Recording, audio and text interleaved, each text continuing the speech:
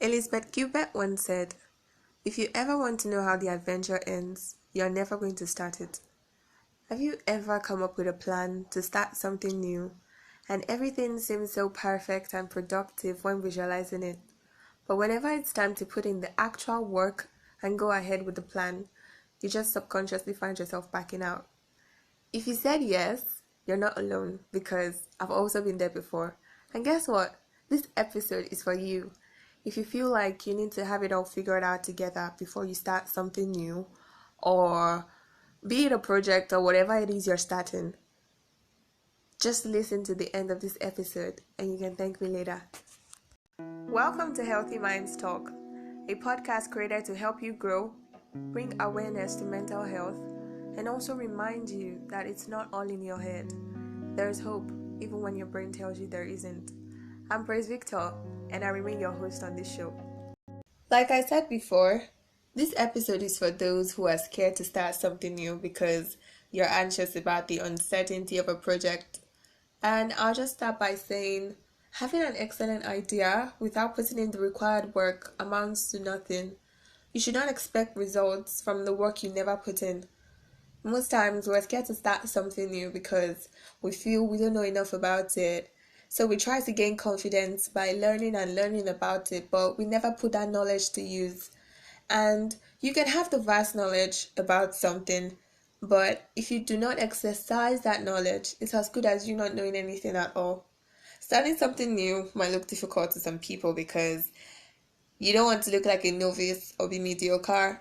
And if you're a perfectionist, you don't want to make any mistakes at the first trial. But it's not entirely possible.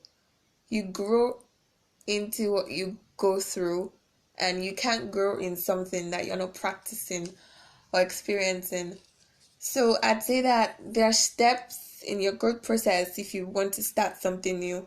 You have to prepare your mind and make that conscious decision that, okay, I want to do this thing and I have to research on ways on how I can do it.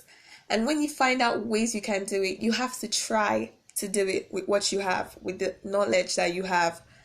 And if you try to do it, it's only when you try to do it that you can possibly determine or decide if you can actually do it or not.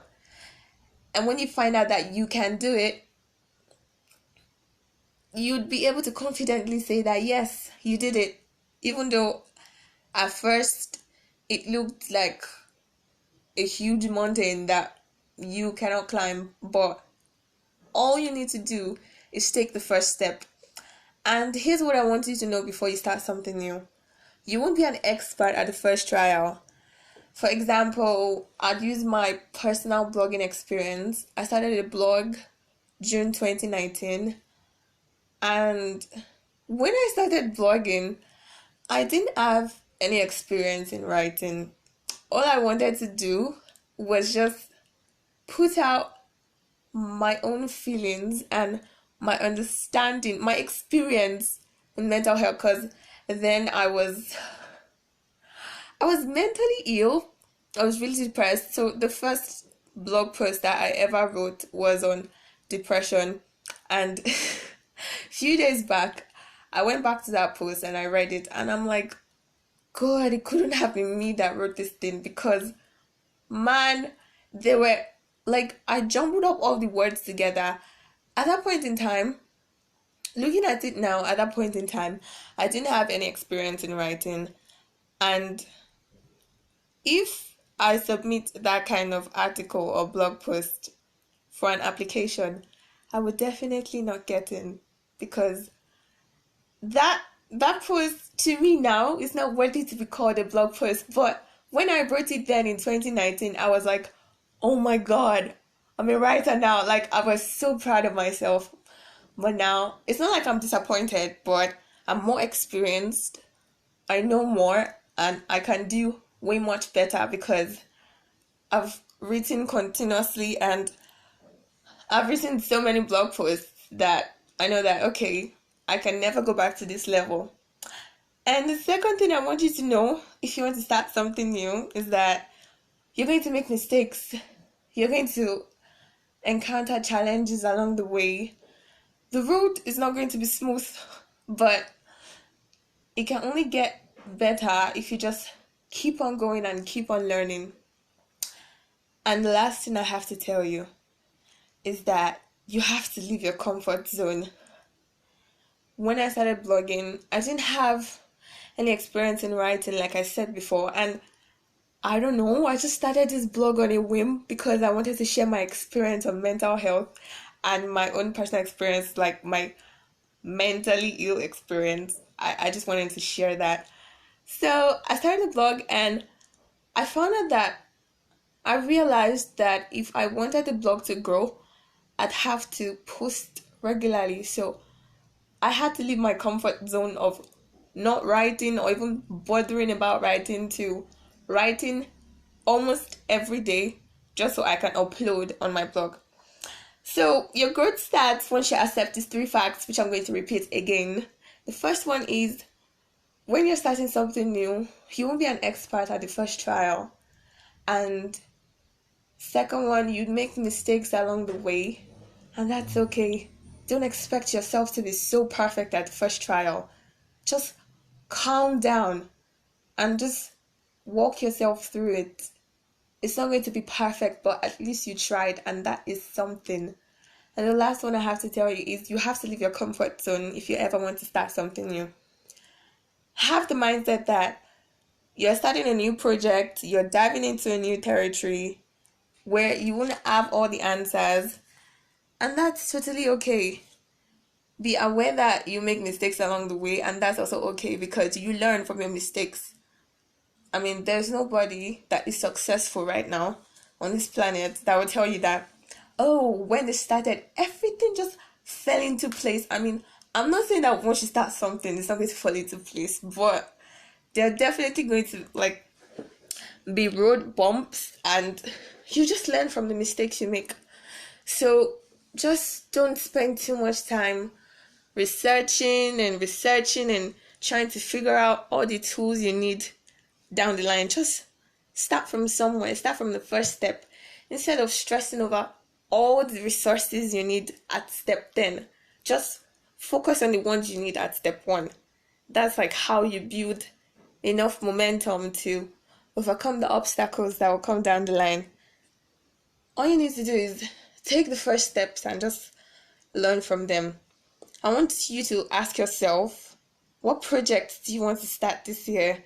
I mean, ASU is on strike now, so for those that are in Nigeria and are in federal universities, we're like on a long-term holiday.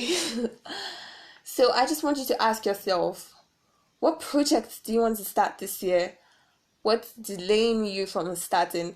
And please do not say money, because if I want to be like you, I'd say definitely I know that money is actually delaying a lot of people from starting projects that they want to, but money shouldn't actually be your only limiting factor. You can start with what you have now. It's not compulsory you start big. I mean, when I wanted to start this podcast,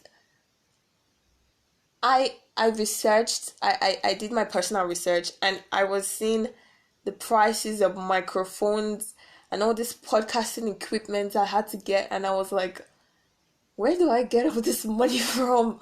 Like, I literally did not have money to buy any podcasting equipment, so I looked for other ways that I could create a podcast without me needing the equipment, and here we are. I'm recording with my phone, and it's not sounding bad, is it? It's totally fine. So I want you to be honest with yourself, and I'm sure there's something in your mind that you've been wanting to start and you've just been scared to start because you're worried that it's not going to work out. You're worried that what will people say, or people would not support you. You're scared you won't have enough support or something.